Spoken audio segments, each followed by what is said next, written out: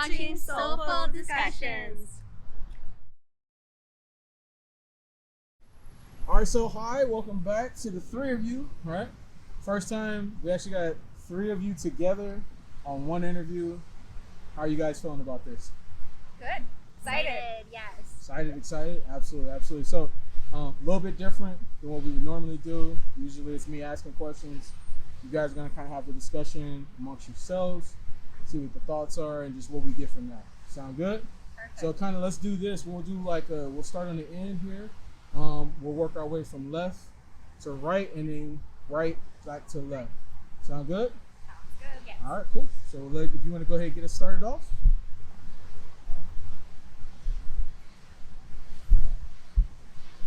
Franki first.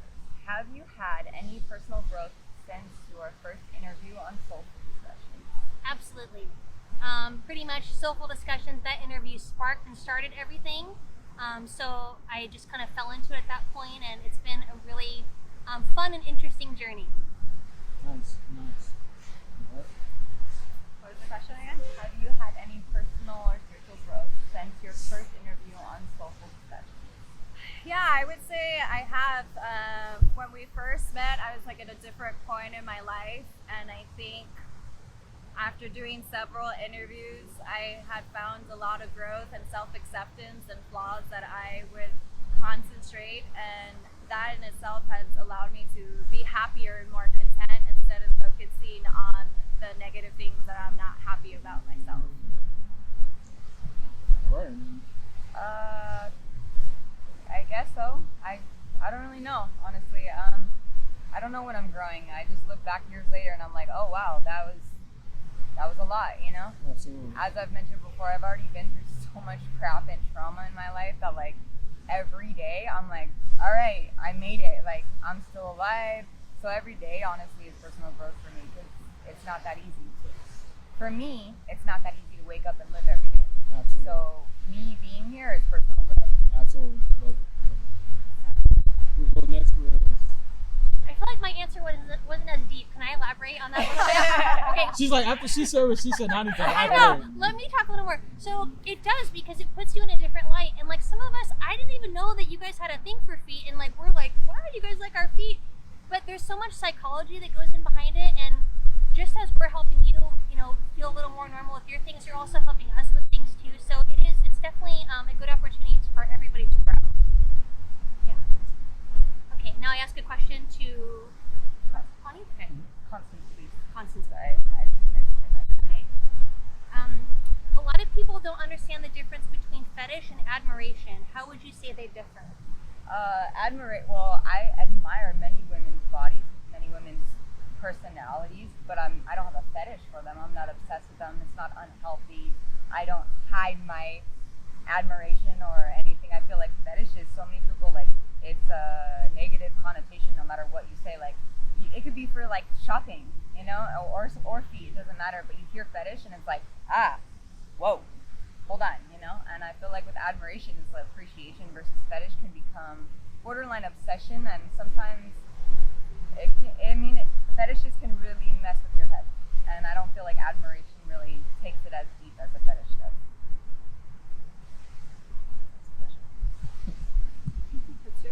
The question was, a lot of people don't understand the difference between fetish and admiration. What's the difference?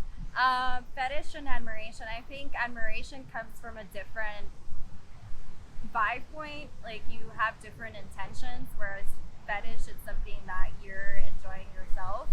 So I think that's the difference between saying a compliment, oh, I think your blonde hair is beautiful, and then having a fetish for girls that are blonde, and then that leads to a sexual, and then like kind of touching on what Constance says, like then it might become a fetish and an unhealthy and an addiction.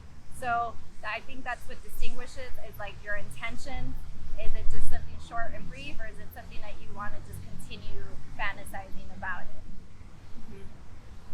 Definitely. I would say, to chime in with that, admiration is more of, to me it seems more just playful and light, but I mean fetish can be like, I have a shoe fetish and I'm open about that, but it's definitely not like I'm not collecting a bunch of shoes of certain ones I like. But I don't know, I mean admiration is always a good way to start and then maybe ease into the fetish. Okay, so question is, do you feel like your interviews on Soleful discussions have impacted your mental health in a positive or negative way? Yes, I think both. The positive would be the admiration, all the compliments we get, people telling us they don't like just our feet, they like our personalities, they think we're pretty, they think we look sweet. That's all. It's nice and it's reassuring. The downside is and with, let's say, the fetishes going into that, sometimes people take it a little too far, and it's like, at a certain point, like, we're humans, we're working, like, we're doing this for a reason, to give you a safe place to explore, but also we're doing it the intent of being prosperous as well ourselves. So it's just kind of combining the two, being safe about it. I have a very different answer because I have not delved into. I don't Yeah. look at the comments. I don't respond to the comments. And when I get messages, they have always been extremely obscene. I mean, my partner knows the messages that I have gotten have completely deterred me in every single way from being a foot model or anything like that, unfortunately. But it hasn't affected my mental health or in a negative or a positive way. I just think like it takes all kinds. And so, hey, if you feel like you need to message me saying something obscene, for some reason you felt you needed to do that, and that's okay. I don't receive it, I don't have to respond to it, but it does, like, it makes me happy when I get to come out and do this and meet people and be a part of something bigger than me. But I haven't delved into it as deeply as the both of you have. So I don't, it's a little different for me. I'm just here to like vibe and chill and that's it, So I don't think it's had a negative effect. I find it funny when I get those messages. So she needs some nice fans, guys. All you nice guys, go over to her nice. and say hi. Be nice. Yeah, I don't have any nice ones, honestly. They're pretty raunchy. I think I've sent you one of them and it was bad. So Yeah, that's a no-no.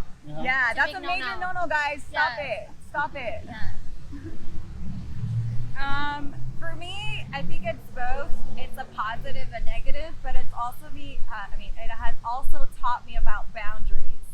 Boundaries when there's a negative way, how can I establish my boundaries for my mental health? And the positive reaction is the admiration, the fact that people actually understand and are interested in what I say, or even my medical conditions. Like, that in itself has been very positive. What's something I used to look down upon, of like having mini seizures in front of people. Now it's like I feel more inclined to be like, hey, I'm not having a good day. If I act this way, don't feel uncomfortable. It's just who I am. And that's been very hard to do for over 20 years, because most people are like, oh, I didn't know you had that. You looked normal. I've known you my whole life. And I was like, well, I guess I've done a really good job at hiding it. So if anything, I think Soleful discussions have helped in a negative and in a positive, in the sense of knowing my identity and establishing boundaries. Okay, so next question is, how do you prioritize your mental health? So with me, it's more listening to my body. If I'm having a bad day and my body is ticking or giving me some spasms, then I know that it's my body letting me know that I need to calm down. And there are times where on my Instagram that I said, hey, I need to take a break, because I need to see if those stress factors that I'm creating for myself are really affecting my mental health. And as much as when you don't want to stop because you're on a good roll, it takes self-discipline to be like, no, this is my boundary and this is where I'm going to prioritize my mental health over money. And that's been an eye-awakening during COVID, because now everybody's like, oh, I don't want to work from a 9 to 5 for the rest of my life, So I think there's also like a lot of self-awareness now when it comes to mental health and prioritizing it. So that's how I do it, making sure that I have my breaks when needed. And if I have to isolate myself from the world, that's okay. It's very good. Mine's a little bit similar to yours in that I also like my grounding and my self-care is part of I'm rehabilitating myself. I also have a neurological disorder where I get really freaked out and I pass out, and I fell at a doctor's office and I hurt my head, and it's trying to recover during COVID was awful. That losing your job, your business, everything, trying to regain yourself. And it was actually after meeting you and realizing like, I'm going to make myself accountable for my own self-healing. Every Thursday, I'm going to go out and ground. And then I would share it with you guys like, hey, here's what I'm doing. But what you may not realize, like that's therapy for me. I'd be doing it anyway, but I'm trying to share it and be like, hey, at the same time, like if you want to look at my feet, some people, they like the techniques that we have shown them. And it's always rewarding when they'll say like, hey, you've actually helped me. So that's like the light side of what we're doing in this darkness is like, we can all help each other as humans because everybody needs a little check-in. Still. My mental health is probably the number one thing in my life. It always has been. I suffer from extreme panic anxiety, PTSD, BPD. There's a lot. I see 2 therapists, one for one set of trauma and another for another set of trauma, another type of trauma. I recently started a new job, so I don't do my IOP as often, which is a dual diagnosis program for people who suffer from addiction as well as mental health disorders. But being in these classes, being in therapy, making sure that I do not receive negativity, I'm unwilling to receive your crap. And that's what keeps my mental health okay and stable, is because I've always been someone to take on everyone else and their problems and fix them and not deal with my own, and that has been extremely detrimental in my life. So now, as self-centered as I may seem and come across for people, I no longer care. I put me first, and if you find that intimidating or contradictory to our friendship, then that's on you, because my mental health, I can't be your friend if I'm not stable. I can't be his partner if I'm not okay. If I'm not taking care of me, how am I supposed to help anybody, ever? It doesn't work that way. So I prioritize my mental health as if it's air. For me, I have to. If I don't, I wouldn't be a good person. I wouldn't be an okay person to like function, you know? So yeah, mental health every day is big for me. I get up, I spend my alone time in the morning.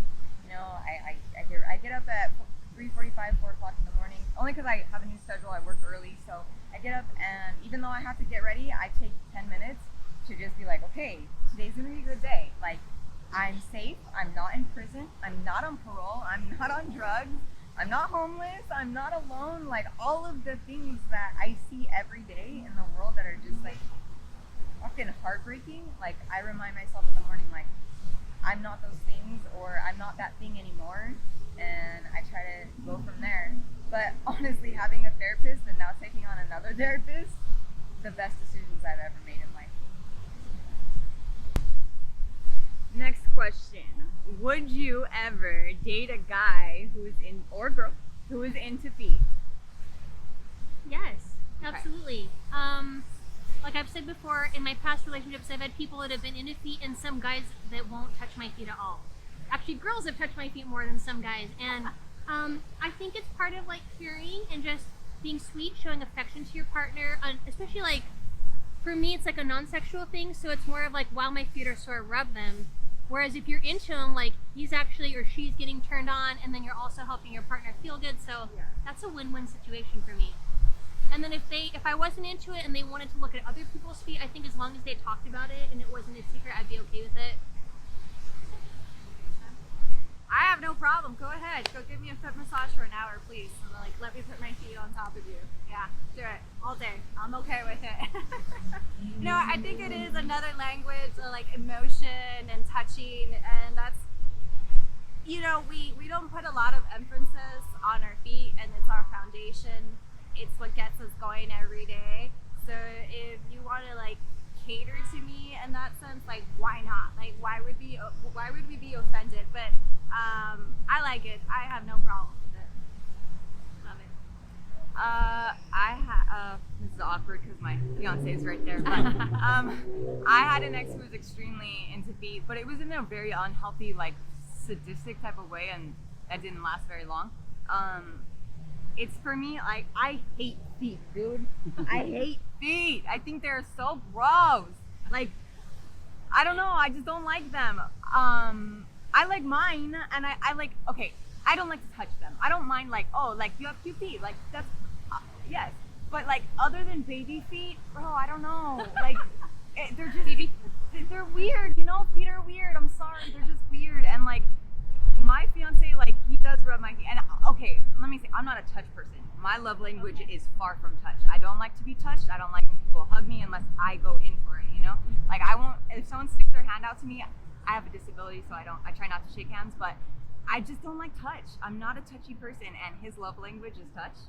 So I have started to try to develop being able to accept it more, and being with him, I have, like, he gives me foot rubs, he plays with my feet, sexually, yes, but I think, like, if I wasn't with him, would I intentionally? I don't know, but would it bother me? No, if it wasn't in an unhealthy way. Like, his is not unhealthy, but I've seen it where it was, you know. But I think if it was healthy, sure, you know. But I am already currently in a relationship, so that question is somewhat obsolete for me.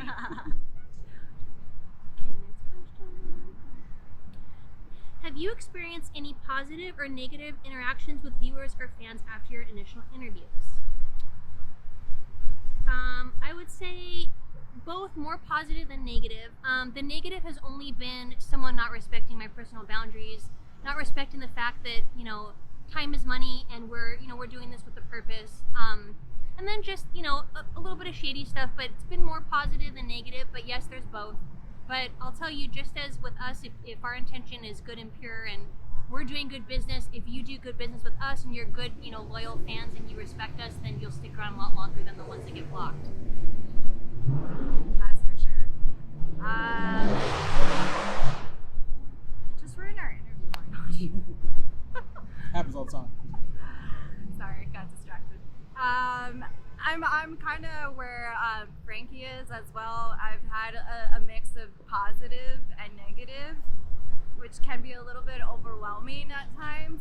And same thing, it's when people are not respecting your boundaries, or there's a lot of entitlement. I don't know why I've noticed there's so much self-entitlement over the internet, and it's ridiculous because I don't fucking owe you my time. If you come across my page, you come across my interview, you find me whatever interesting, then that's on you. But it is not my obligation to give you my time, because time is money, time is experience, and the entitlement that I owe you something as a complete stranger over a screen is something that I have found that has bugged me and is the most negative kind of like comments that I get, or like, do this or do that, and I'm just like, why? Like, what gives you the entitlement to tell me what and what not to do? So and then on the positive side, there's a lot of support, you know, just kindness, which is just nice because we need that more. Sometimes, you know, we're like, oh, it makes my days just when I see your story. That is very innocent and sweet, and it lightens up my day. So that in itself, I do enjoy the aspect when I do connect with followers. But like I said, it's always like a 50-50. It can go either way. Most of my experiences from Soleful, like with viewers, have been extremely negative. So the only positive has been like with Hokoge, with the girls, and like with my friends. But yeah, I didn't. Also, like, I think I was like kind of in the beginning when you were first starting it, and so there was a lot more obscenity, like from viewers. You know what I mean? It wasn't as regulated as it is now, which I think gives me more like, oh, maybe I could be more involved. But at first, like, it was such a deterrent for me. Like, not like doing this was still gonna happen no matter what, but being involved in that aspect was such a deterrent because of what I was seeing when I went on with my first page. So yeah. But from friends and things like that, it's been, they watch them and they think it's awesome. So. Oh, that's good. It's a hazing process, man. Yeah, totally. That's what it is. It's a fucking hazing process. That's why I say, like, when people are like, oh, when it comes back to my first interview, the 2-week rule, it's like when I first walked in, and I'm there with you as well, like, it was literally nothing but like obscene things and blah blah blah, and then it was setting my boundaries and understanding where I should acknowledge and what I should, and then putting my foot down. I was like, you know what? I don't want to fucking see this shit. I'm gonna fucking block your ass. And it is almost like a self-respect of like, oh shit, she said something. Oh, she's mad. Like, blah blah blah. So that's when you're just kind of like lay down the law, and then people wonder why a lot of women get deterred from the community. Because situations like this, you know, you have someone who's like, look, my approach with this is so negative. I don't want to even get myself in the community. Period. Exactly. Period. And I'm the type, I'm real brash, if you guys haven't picked up on that. I don't give a fuck. I give zero. And I am not the one. I will let you know. I'll let you know right away. And so I don't have, I don't know if it's patience or willingness, but I just don't have either to like even try and be like, hey, that's too much. I'm just like, hey, fuck you. Like, I don't have no. They might like that though. They There's some, and then but there's see, that's that's the thing. But Some that's of a them are like different that. They want to get you mad. That's something different. That's extra, guys. Piss us off. That's extra. Craziness, man. For sure. But yeah, I just think it's literally like a hazing process. Like, you know, let's say if you make it, you're gonna be part of our sorority or frat, and then you can go in the initiation, and then you gradually like move forward if you choose to keep going through the hazing process or not.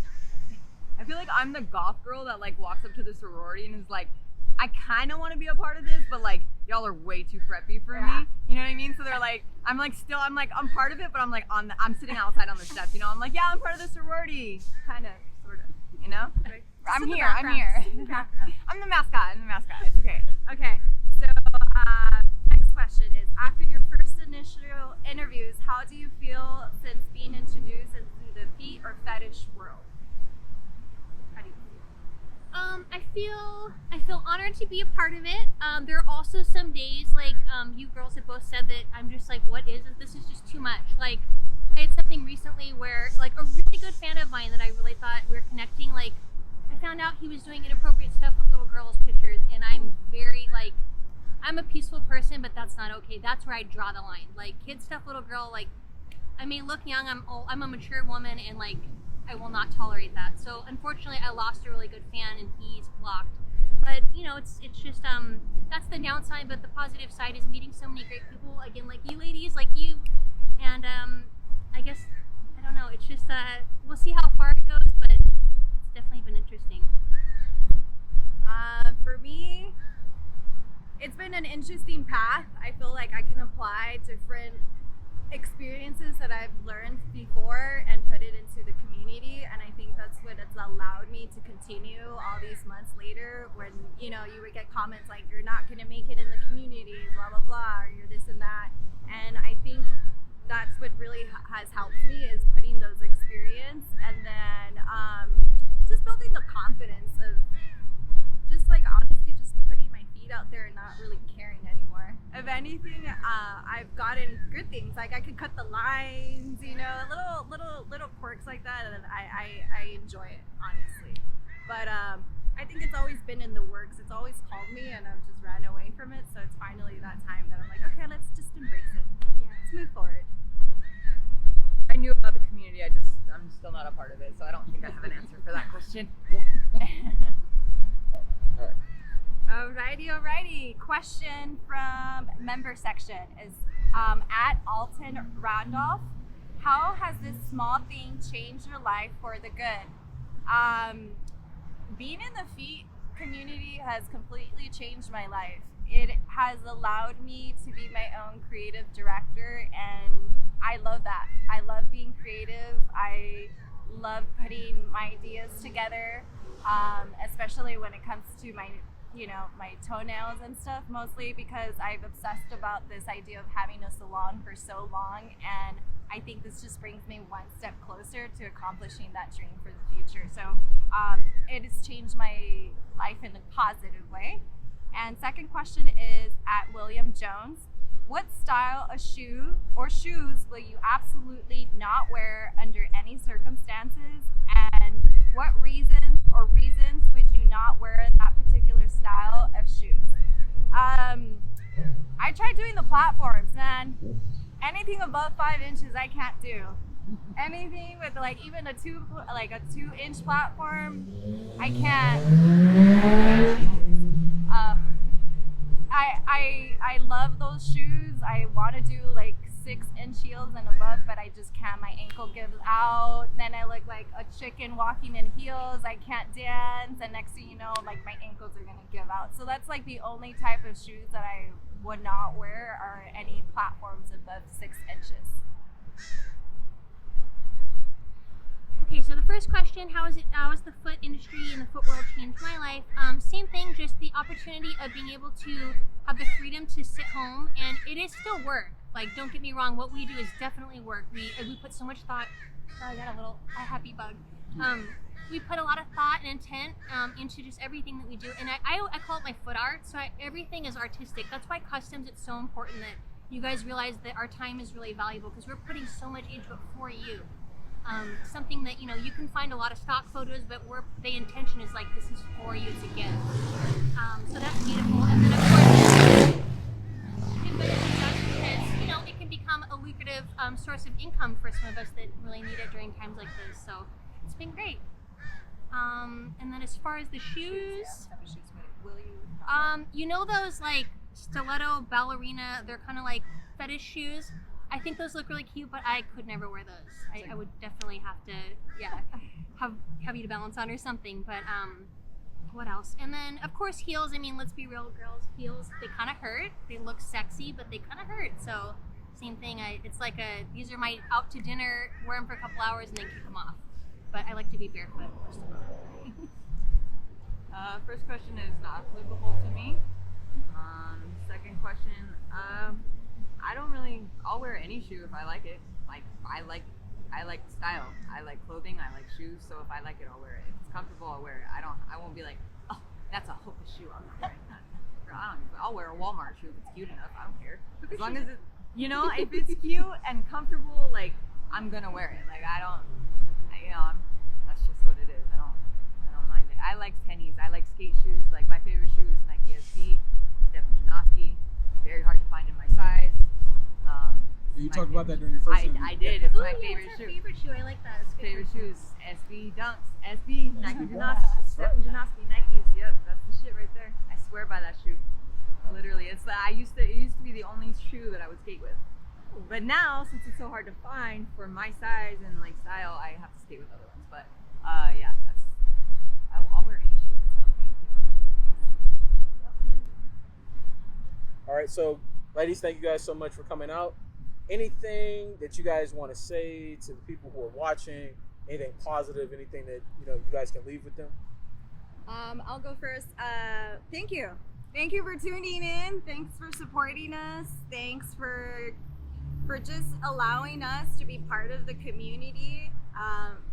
The non hater ones, of course. But yeah, it's most of all thank you out of appreciation from our behalf. At least mine. Yeah, definitely. Thank you as well. Thank you for the opportunity. Just keep the positive vibe going, please, because we enjoy putting it out. We don't really like being mean. We like to just be like light and add light and give you a free space to just be yourself, and we can be ourselves to a point. But please respect the boundaries and be nice to Constance. I feel like she needs more of our nice, the sweet fans. Give her some love because she shouldn't go into that feeling like this. This is the reason why women are afraid of it. So welcome her, and then let's just make this world a happier place, one foot at a time. Thanks, Franki. Yeah, just thanks for being here. I've been here since the start, and I like being here. And I don't know if I will delve into the foot community, foot fetish community. I might. I've thought about it, but even whether I do or not, I will still be a part of this, and I have mad respect for it and admiration for it as well. And it's not an easy thing to do. It's not an easy thing to be any type of model or any type of job career where you rely on people's affection or aesthetic choice, for you. That's hard. I know. I'm a photographer. Not everybody likes the pictures I take. But keep supporting these women, even though I'm not a part of it, they deserve all the love and all the support and all the encouragement. So be nice. That's it. Just be nice. Use nice words. Don't be obscene. Absolutely. Thank you so much, ladies. We'll definitely catch you guys on the next one, all right? Thank you.